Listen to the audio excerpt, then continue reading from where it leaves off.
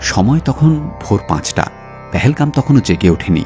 সকালের মিষ্টি ঠান্ডা গায়ে মেখে আমরা পেহেলগাম থেকে রওনা দিয়েছিলাম 16 কিলোমিটার দূরের চন্দনবাড়ির উদ্দেশ্যে, যেখান থেকে শুরু হবে আমাদের অমরনাথের পবিত্র গুহার যাত্রা। গাড়ি আগের দিনই বলে রেখেছিলাম আমরা। পেহেলগাম থেকে চন্দনবাড়ি অবধি গাড়ি ভাড়া পড়েছিল 1400 টাকা। আমরা যখন চন্দনবাড়িতে গিয়ে পৌঁছালাম, ভক্তদের ভিড় তখন শুরু হয়ে গিয়েছে। আমরা আজ সেই মহেন্দ্রক্ষণে দাঁড়িয়ে, যার স্বপ্ন দেখেছি দীর্ঘদিন। লাঠিগুলো নিল 50 টাকা করে এক একটা।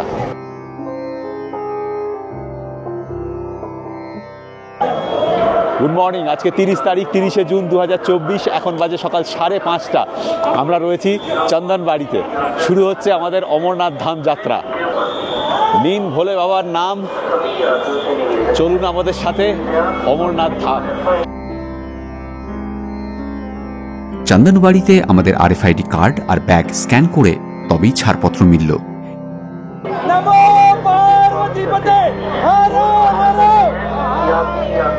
গেট দিয়ে ঢুকে খানিকটা গিয়েই রাস্তার দুদিকে প্রচুর লঙ্গর। অমরনাথের পথে খাওয়া দাওয়ার কোনো খরচ নেই। প্রত্যেক জায়গাতেই রয়েছে লঙ্গরখানা, আর পাওয়া যায় দারুণ সব সুস্বাদু আর বিভিন্ন রকমের খাবার।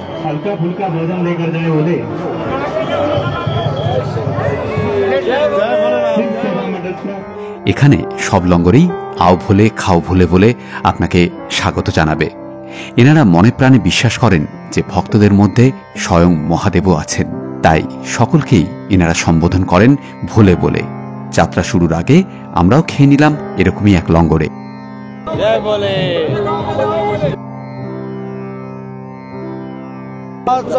এখানে ঘোড়ার রেটগুলো বলে দিই। শেষনাগ অবধি চাইছে 2000 টাকা, পঞ্চতরণী অবধি 3500 টাকা, আর পবিত্র গুহা অবধি 4500 টাকা। ওরা বলছে দুটোর মধ্যে শেষনাগ পৌঁছে দেবে আর 4:30-র মধ্যে পঞ্চতরণী।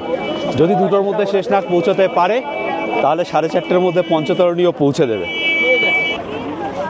আমরা আজকে শেষনাগ অবধি যাব। এখান থেকে শেষনাগের ডিস্ট্যান্স 13 কিলোমিটারের মতো। এই চন্দনবাড়ি হচ্ছে 9600 ফিট আর শেষনাগের উচ্চতা 11500 ফিট। 3 কিলোমিটার পরে পিছু টপ। এই প্রথমে 3 কিলোমিটারই সাংঘাতিক চড়াই। এখন অবধি যদিও শুরু হয়নি চড়াই, খানিকটা পরেই শুরু হবে। মানুষ খুঁজে তাকে, আর আমি খুঁজে মরি মানুষের মধ্যে তাকে। ধরাও দেন তিনি মাঝে মাঝে আমার কাছে। ইনি 12 বছর ধরে যাচ্ছেন এভাবেই। 12 साल आप हर साल जाते हो?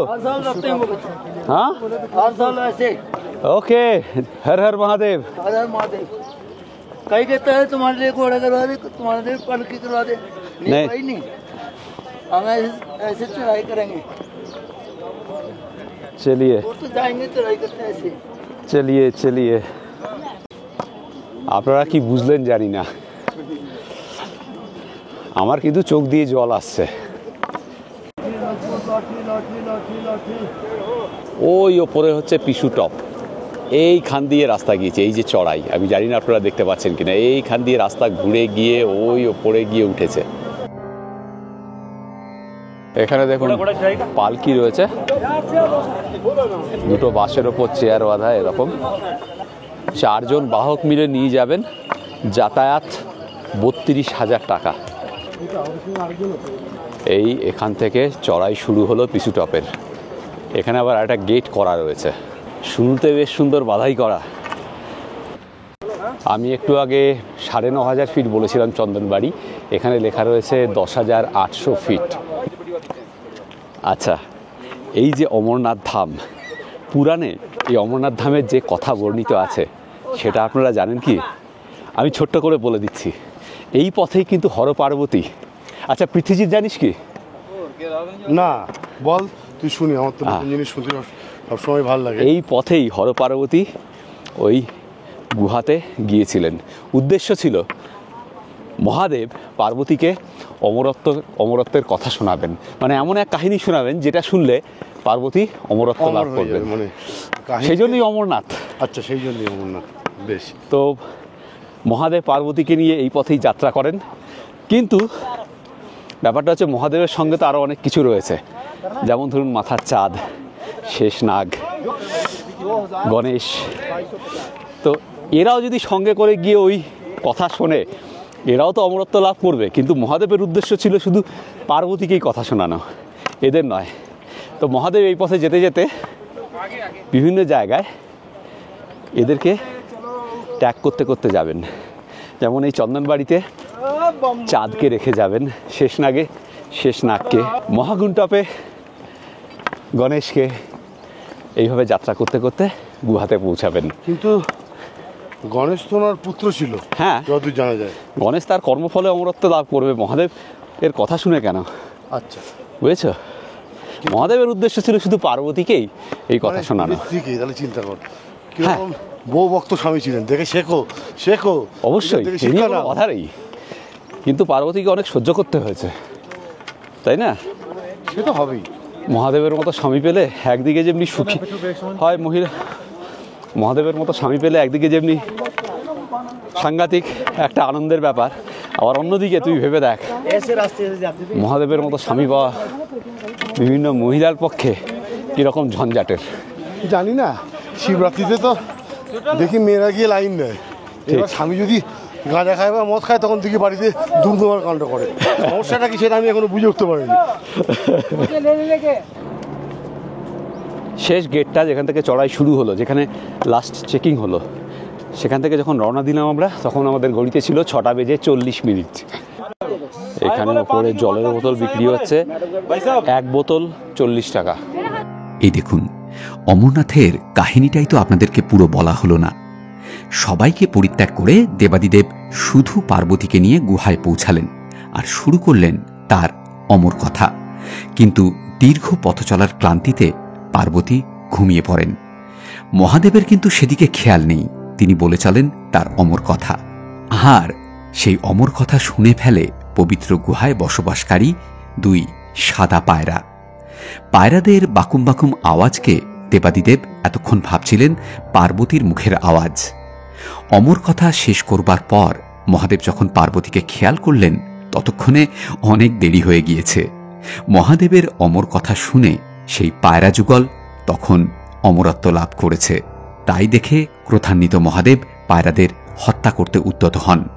তখন পায়রা যুগল মহাদেবের কৃপা প্রার্থনা করে বলেন, হে দেবাদিদেব, আপনার অমর কথা শুনেই আমরা এখন অমর। আপনি যদি আমাদের হত্যা করেন, তবে আপনারই অমর কথা মিথ্যে হয়ে যাবে। দেবাদিদেব তখন পায়রা যুগলকে আশীর্বাদ করে তাদের অমরত্ব স্বীকার করেন। বলা হয় সেই থেকে এই পবিত্র গুহায় সেই সাদা পায়রা যুগল এখনো রয়ে গিয়েছেন। তাদের দর্শনও নাকি মেলে। যারা মানেভঞ্জন থেকে চিত্রে গেছেন তারা বুঝতে পারবেন, অনেকটা সেরকমেরই চড়াই এই চন্দনবাড়ি থেকে পিছুটপ অবধি। ভালোই, এখানে জল, চা, শরবত এসব দিচ্ছে। এই পথে খাবার দাবার, জল, শরবত এসবের কোনো অভাব নেই, খানিকক্ষণ পরে পরেই পাবেন। তবে আমাদের অভিজ্ঞতা থেকে যেটা বলতে পারি, একদম খালি পেটে পাহাড়ে হাঁটা উচিত নয়, আবার পুরো ভরা পেটেও হাঁটা উচিত নয়। অল্প খাবেন, কোয়ার্টার পেট বা হাফ পেট ভরে খেয়ে নেবেন, তারপর হাঁটবেন।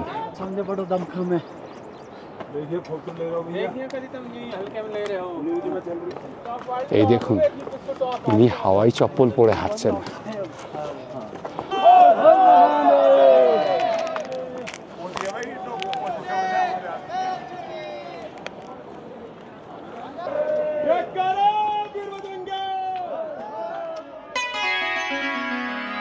চন্দনবাড়ি থেকে অমরনাথের 32 কিলোমিটার পথের সৌন্দর্য অতুলনীয়। পথের ক্লান্তি ভুলিয়ে দেয় এই পুরো পথের প্রাকৃতিক সৌন্দর্য।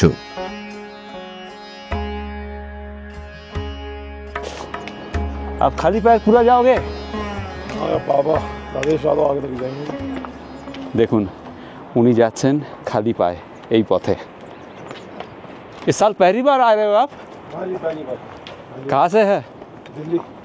ভোলে বাবা পার করেগা, জয় ভোলে। যুগ যুগ ধরে লক্ষ লক্ষ মানুষ কিসের টানে কিসের আকাঙ্ক্ষায় নিজেকে তীব্র কষ্ট দিয়ে ছুটে চলে তার কাছে, সেই রহস্য উন্মোচনের বিন্দুমাত্র বাসনাও আমার নেই। যে আকাঙ্ক্ষা আছে তা শুধুই চোখ ভরে দেখবার আর প্রাণ ভরে উপলব্ধি করবার। প্রকৃতি আর মানুষের মধ্যেই খুঁজে বেড়াই তার উপস্থিতি। আজ এই পথে এসে বুঝতে পারছি অমরনাথের যাত্রা কেন এত পবিত্র।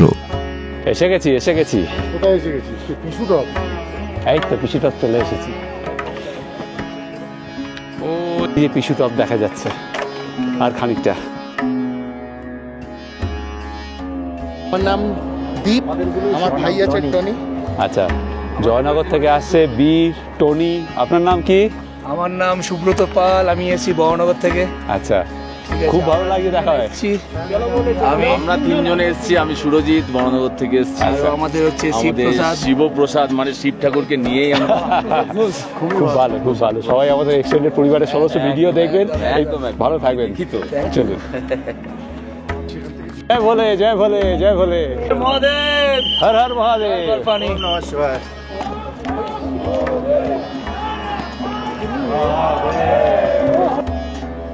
ওই দেখুন, ওই রাস্তা দিয়ে এলাম আমরা।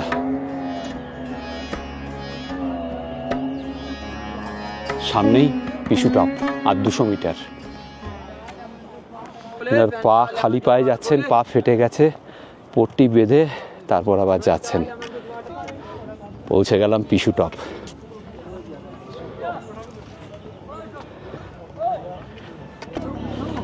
এই পিছু টপের উচ্চতা 11,800 ফিট। আর এখানে বাবা হেলিকপ্টার যাচ্ছে।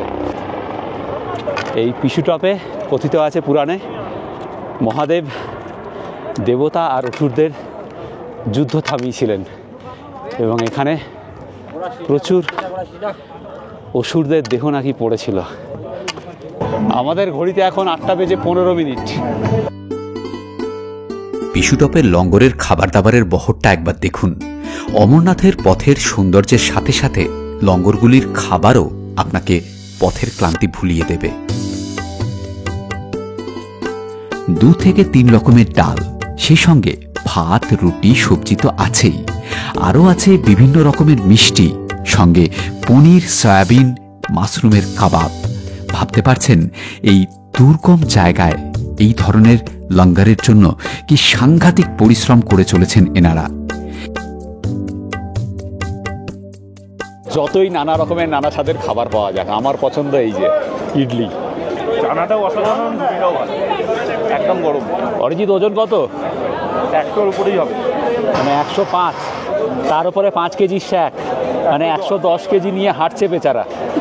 আমার তো 65 আর 5 কেজির ব্যাগ 70।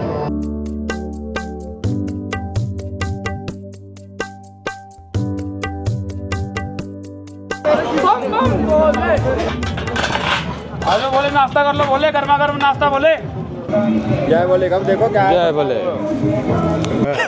এরকম আলাকাট মেনু আমি আগে দেখিনি কোনো জায়গায় ভাই। মানে আগে আমি এরকম দেখেছি ভান্ডারা লঙ্গর, দেখিনি তা না, কিন্তু এইরকম হ্যাঁ এইরকম তো দেখিনি। শুনেছিলাম গল্প সবার কাছে যাওয়া। ওই পৌষপত্রিতে গিয়ে না একটা 5 স্টার লঙ্গর আছে, বোঝো কালকে সেটা হবে। আমার তো এগুলো দেখেই 5 স্টার মনে হচ্ছে। এরপরে আর কি বাকি আছে কি জানি। দারুণ খাওয়া, দারুণ খাওয়া। কেউ হয়তো ছোলা নিয়ে বসে আছে, কেউ কাজু, কেউ কিশমিশ, কেউ আখরোট, মানে অভাব নেই কোনো কিছুর এখানে এই রাস্তায়। দারুণ। এবার রাস্তা কিন্তু খুব সুন্দর। হ্যাঁ, সেই চড়াই আর নেই, হালকা চড়াই।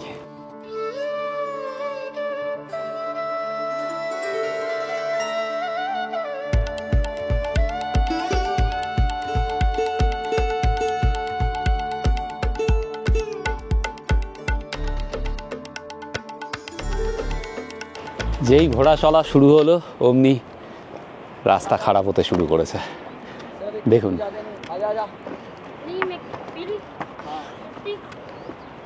এর আগে অবধি রাস্তা খুব ভালো ছিল।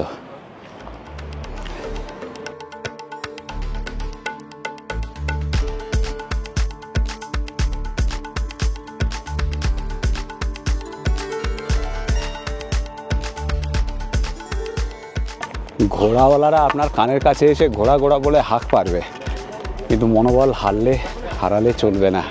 তবে ঘোড়ার চলাচলের জন্য প্রচণ্ড ধুলো উঠছে রাস্তায়। আমরা পিশুতপ থেকে রওনা দিয়েছিলাম 8:40 1 কিলোমিটারের ওপরে চলে এসেছি। দেখা যাক জজিবাল কখন পৌঁছাই। কি অপূর্ব লাগছে দেখুন একবার।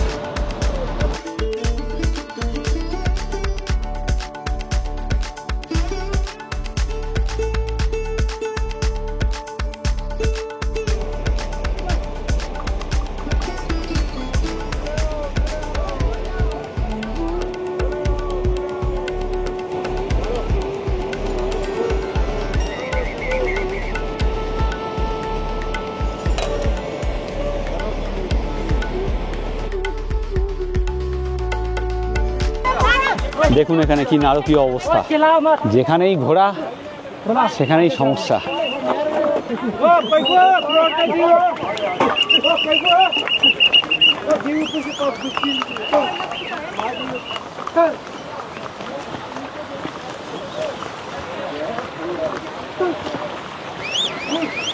তবে পথের সৌন্দর্য অমরনাথে দারুণ। পথটা এমনি খুবই সুন্দর, কিন্তু মেন ঝামেলা হচ্ছে এই ঘোড়াদের জন্য। পথ চলাই মুশকিল হয়ে যাচ্ছে, এদিক দিয়ে আসছে ওদিক দিয়ে আসছে, মানে আমরা কোন দিকে যাবো মাঝে মাঝে বুঝে উঠতে পারছি না আর কি। এইটাই একটা সমস্যা। কেদারেও দেখেছিলাম, এখানেও এই একই সমস্যা। এছাড়া খুব সুন্দর।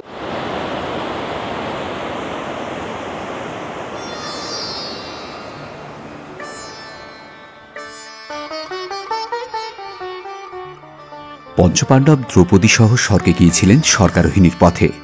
সেই পথ আমি দেখিনি, কিন্তু এই যে অমরনাথের পথ, স্বর্গের পথ, এর থেকে সুন্দর হয় কি সত্যিই জানা নেই আমার। তবে যতদিন না আসল স্বর্গের পথের সন্ধান পাচ্ছি, ততদিন অবধি এই অমরনাথের পথই আমার কাছে স্বর্গের পথ।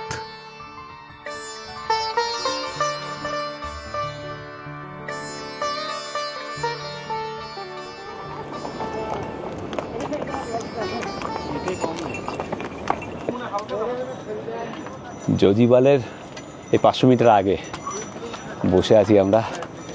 পৃথিবীতে একটা সমস্যা হয়েছে,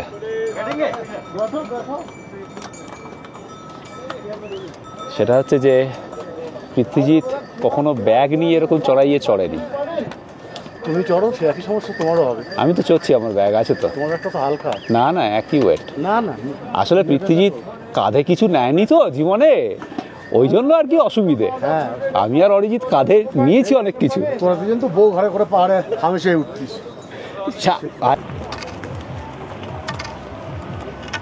এখন 10:13 আমরা এসে পৌঁছালাম জজিবালে। এই পিশুটপ থেকে জজিবাল অবধি কিন্তু কমফোর্টেবল রাস্তা, চড়াই প্রায় নেই বললেই চলে।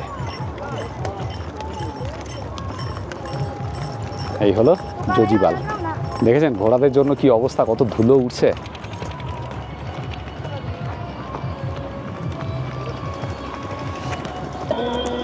পিশুটপ থেকে এখানে আমাদের প্রায় 1.5 ঘন্টা লাগা উচিত ছিল না, কারণ মাঝখানে আমরা 20 মিনিট মতো বসেছিলাম। এটা 1 ঘন্টায় চলে আসা যায় পিশুটপ থেকে জজিবাল। এখানে টয়লেটের ব্যবস্থা আছে, লঙ্গর আছে।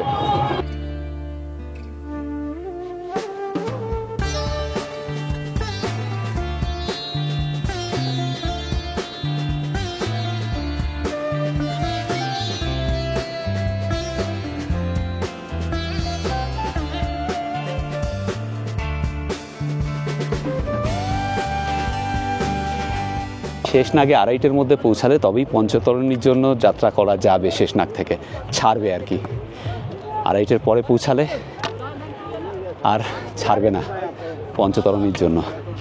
দেখা যাক, আমার মনে হচ্ছে আমরা অনেক তাড়াতাড়ি পৌঁছে যাব। এখন তো ওই 10:30টার মতো বাজে। এখান থেকে বোধহয় কিলোমিটার 2-3 গেলে নাগাকুটি পড়বে, তারপর শেষনাগ 5 কিলোমিটার। সামনেই দেখুন বরফ।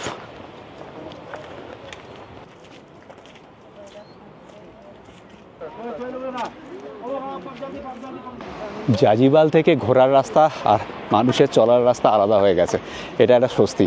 ঘোড়ার রাস্তা ওই ওপর দিয়ে যাচ্ছে, ওই ওপরে ঘোড়ার রাস্তা।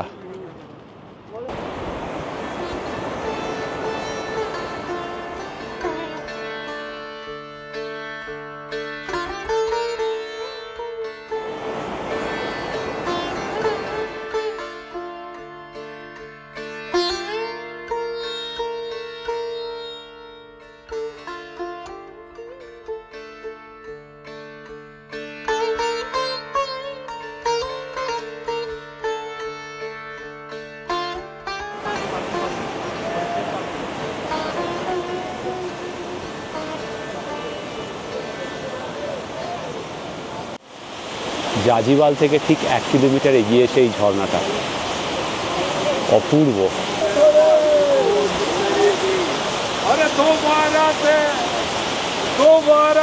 मारे दिल में खोज भर दी बाबे के दर्शन ने मारी मौज कर दी हर हर महादेव। আমরা এখান থেকে জল ভরে খেলাম, অসাধারণ জল, ঠান্ডা আর দারুণ টেস্টি। আরেক বোতল ভরতে গেছে অরিজিৎ।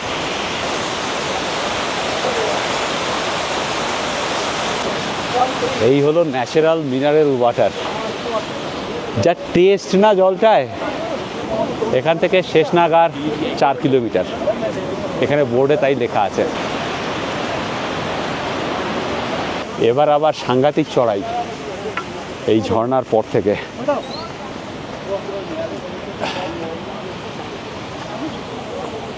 একটু চড়াইয়ে উঠে আরেকটা ঝর্ণা।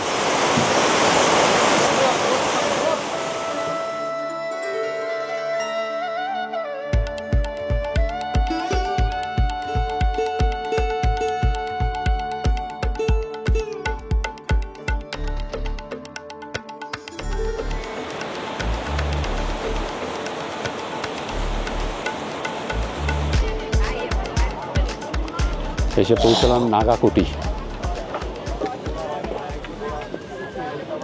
এখানে অক্সিজেন বুথ রয়েছে।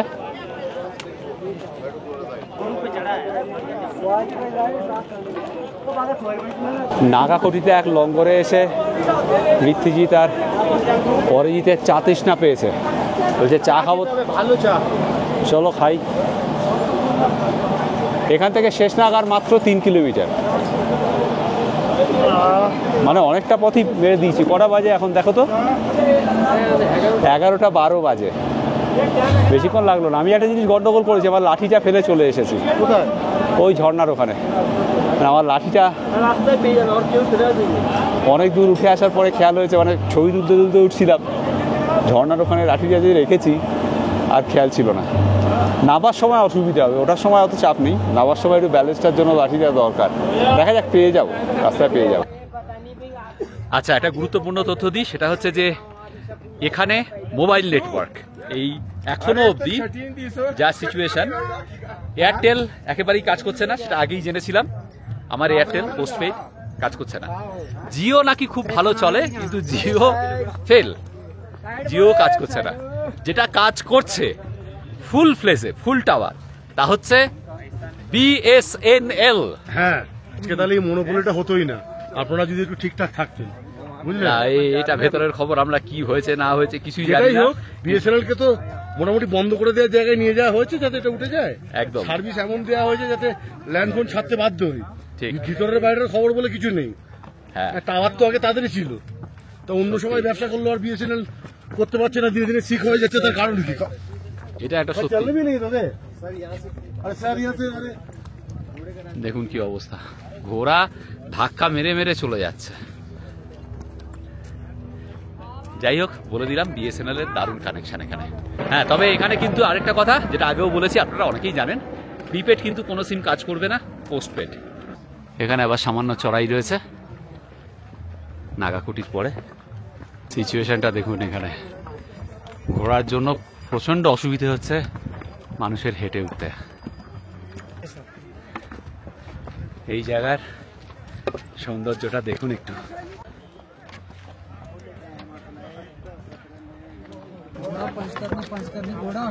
কিভাবে মানুষ হাঁটবে বলুন তো এইটুকু রাস্তায়? ঘোড়া যাবে না মানুষ যাবে? এই একই সমস্যা কেদারনাথের রাস্তায়, এখানেও তাই।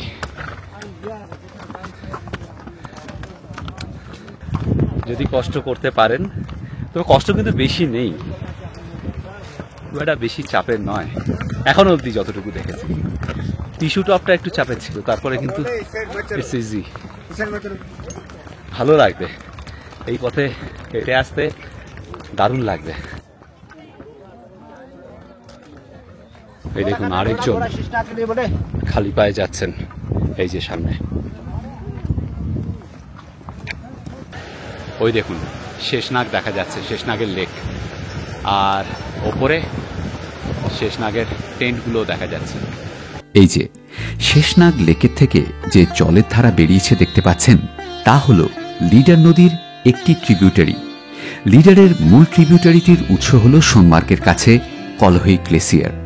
এই দুই জলের ধারা পহেলগামের কাছে 30 কিলোমিটার আগে মিলিত হয়ে জন্ম দেয় অপরূপা লিডারের। এই রাস্তায় অবশ্যই মাস্ক পরে আসবেন, প্রচণ্ড ধুলো। যদি বৃষ্টি হয় তাহলে হয়তো কমে যাবে, বৃষ্টি না থাকলে প্রচণ্ড ধুলো। Mask 100% required. তবে মাস্ক পরলে আবার হাঁপাবেন যখন, তখন সমস্যা, অক্সিজেন কম যাবে। এবার কোন দিকে যাবেন এটা একটু ভাবুন, যে পড়লেও জ্বালা, না পড়লেও জ্বালা। যাই হোক, শেষনাগ প্রায় চলে এসেছি। আর যাদের শ্বাসকষ্টের সমস্যা আছে, এই ধুলোতে কিন্তু সাংঘাতিক অসুবিধে হতে পারে তাদের।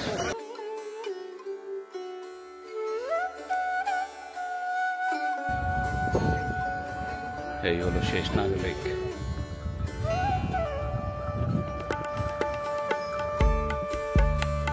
পুরাণে বর্ণিত কাহিনী অনুযায়ী সর্পরাজ শেষনাগ খনন করেছিলেন এই অপূর্ব সুন্দর জলাশয়টি। শেষনাগের বাসও নাকি এখানেই। শেষনাগ এই জলাশয়ে এখনো বাস করে রক্ষা করেন অমরনাথকে। কিংবদন্তি অনুযায়ী এই লেকের তল চলে গিয়েছে পাতালে। তবে বৈজ্ঞানিক গবেষণায় উঠে এসেছে নানান বিস্ময়কর তথ্য। এই লেকের জলে এমন কিছু মাছ আর সরীসৃপ বাস করে যাদের শুধু সারা বিশ্বে এই লেকেই পাওয়া যায়। এই লেকের ব্যাকড্রপ, জলের রং, শান্ত পরিবেশ অমরনাথের তীর্থযাত্রীদের কাছে এক পরম পাওয়া। শেষনাগের এই লেকের সৌন্দর্য পথশ্রান্তি ভোলায় তীর্থযাত্রীদের।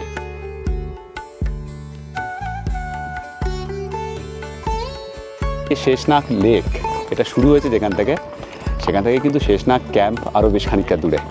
আরও সময় লাগবে আমাদের, যা এখানে লেখা আছে আরও কিলোমিটার 2-1, তো আরও 1 ঘন্টা হয়তো টাইম লাগবে ক্যাম্পে পৌঁছাতে।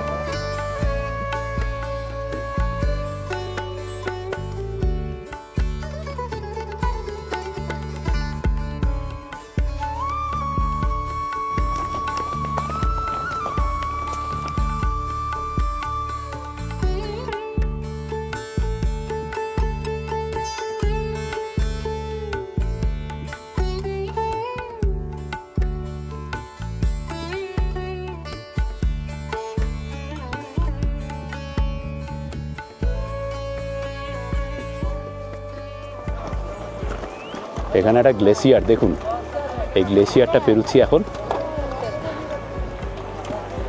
আর এখানে কি সমস্যা দেখুন, ঘোড়া পুরো জ্যাম করে রেখে দিয়েছে রাস্তা।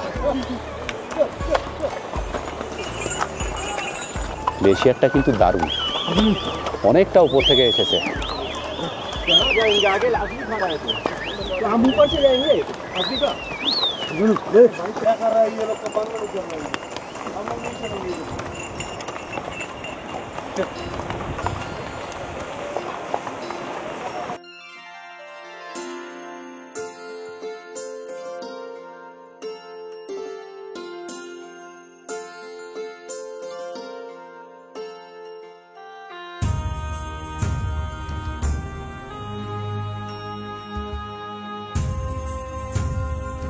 শেষনাগ থেকে আর বোধহয় 500 মিটার আগে আছি আমরা।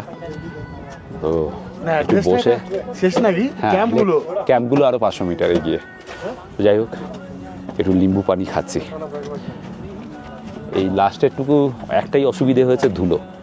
ধুলো ছাড়া কোনো সমস্যা ছিল না। আর ঘোড়া, হ্যাঁ ওই তো ঘোরার জন্যই ধুলো, এবং সাংঘাতিক মানে আইটোলে আমি পড়েও যাচ্ছিলাম ওই গ্লেসিয়ারের ওপরে, এমনভাবে ঘোড়া ধাক্কা দিয়েছে। কোনো রকমের সামলেছি আর কি। এটা ভালো করেছে। আচ্ছা, এটা লেকের জলে বানিয়েছে। এই দেখুন আমাদের পেছনেই শেষনাগ লেক। আমি জিজ্ঞেস করলাম, তোমার জলটা ভালো তো? বললো হ্যাঁ, এই লেকের জল, খাও কিছু হবে না, বাকি ভোলের ইচ্ছা। তাই তো পৃথ্বীজিৎ? তবে কিছু হবে না জানি, আমরা তো আগেও খেয়েছি। নদীর জল, ঝর্ণার জল, এগুলো আমাদের নিচে যে জল পাওয়া যায় তার থেকে ভালোই হয়। ঠিক। এখন বাজে 12টা 52 মিনিট। আমরা এখানে ওই লেবু জল শিকারজি খেয়ে আবার রওনা দিলাম। আর 500 মিটার দেখা যাচ্ছে ক্যাম্পের গেট। শেষনাগ পৌঁছে আমরা ডিসিশন নেবো আজকে কি করব। আজকে এখানে থেকে যাব নাকি আমরা এখান থেকে আবার পঞ্চতরণীর দিকে রওনা দেব। দেখা যাক পৌঁছাই আগে। এই হচ্ছে শেষনাগ ক্যাম্প।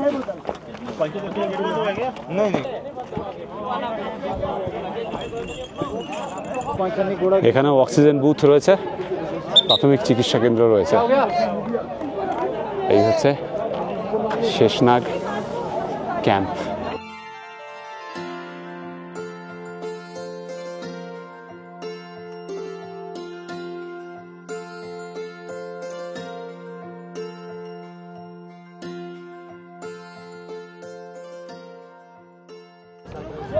শেষনাগে এসে অনেকে ঘোড়া নিয়ে নেন, আমরা পুরোটাই হাঁটবো, ডিসাইড করব যে কি করব। এখানে ঘোড়ার রেটটা বলে দিচ্ছি। শেষনাগ থেকে যদি পঞ্চতরণী অবধি ঘোড়া নেন তাহলে চাইছে 2300, দরাদরি করলে 1700-1800 টাকায় নিয়ে যাচ্ছে।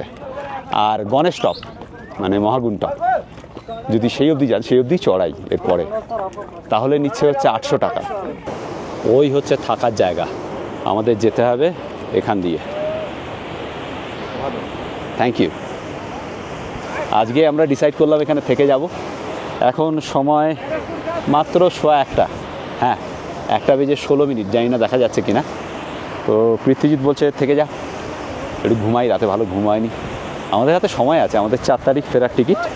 আমরা গুরেজ আর কেরান যাব ভেবেছিলাম এই ট্রিপেই, কিন্তু আমরা সেটা ক্যান্সেল করেছি। আমরা অফবিট কাশ্মীর ট্রিপ আবার অগাস্ট মাসে এসে করব বা পরে এসে করব, কারণ অফবিট কাশ্মীরে যদি আমরা পুরোটা করতে চাই তাহলে দিন 10 সময় দরকার। শুধু গুরেজ ক্যারেন নয়, আরও জায়গা আছে যেগুলো আমরা আপনাদের সামনে তুলে ধরতে চাই। সেজন্য আমরা দুটো ক্যান্সেল করেছি এবার। তো আমরা 4 তারিখে ফেরত যাব। 2 তারিখ অবধি সময় আছে আমাদের নিচে নামার, 3 তারিখে নামলেও হয়, কোনো চাপ নেই। আমরা ধীরে সুস্থে যেতে চাই। আগে গিয়েও যাওয়া যেত, সেক্ষেত্রে একটু সুবিধে হতো, এইরকম বিচ্ছিরি রাস্তা না।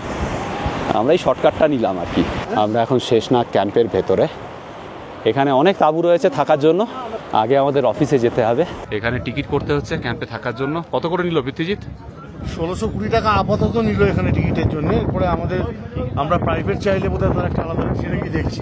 টেন্টের রেট হচ্ছে 540 টাকা পার হেড, জেনারেল, সবার সঙ্গে শেয়ারিংয়ে।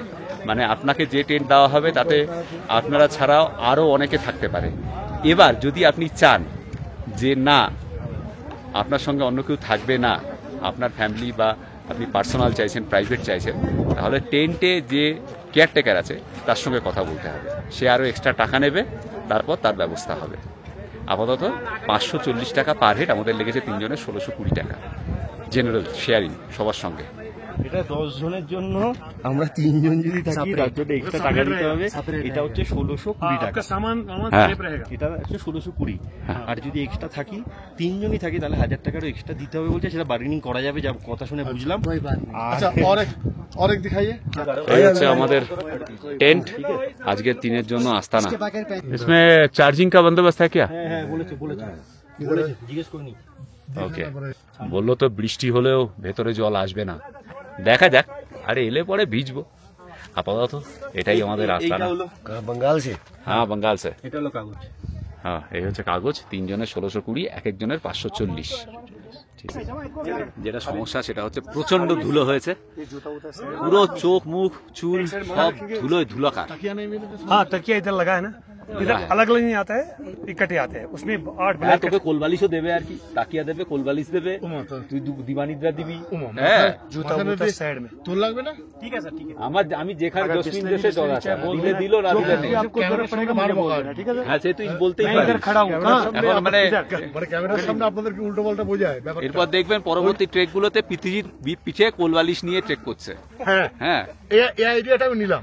নিলি তো? হ্যাঁ, টেকেন।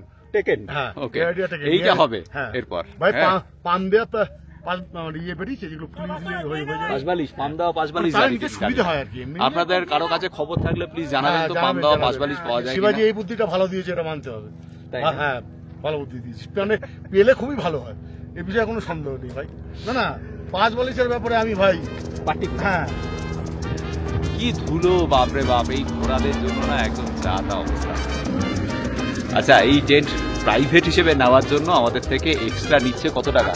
800 টাকা নিচ্ছে এক্সট্রা। 1000 চেয়েছিল, অরিজিৎ তড়াতড়ি করে 800-তে নামিয়েছে। বললো গরম জল টরম জল সব ফ্রিতে দেবে সকালবেলা। তো সে কি দেবে না দেবে জানি না, কাশি হচ্ছে তুলে। যাই হোক, দেখা যাক। এখন আমরা জাস্ট মুখ হাত ধুয়ে একটু যোগনিদ্রা মোড়ে চলে যাবো। আমার এখন আর খেতেও কিছু ইচ্ছে করছে না। না খেয়েছি অনেক কিছু খাওয়া বাবা। আজকের ভিডিও এই পর্যন্ত। অমরনাথ যাত্রার বাকি গল্প নিয়ে আসবো এর পরের পর্বে। সঙ্গে থাকুন।